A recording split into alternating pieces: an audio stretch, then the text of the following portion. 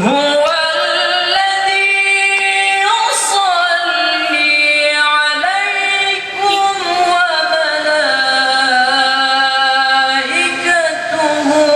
ليخرجكم من الظلمات إلى النور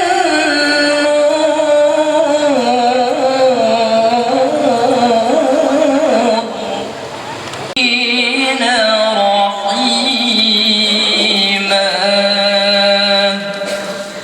صدق الله العظيم.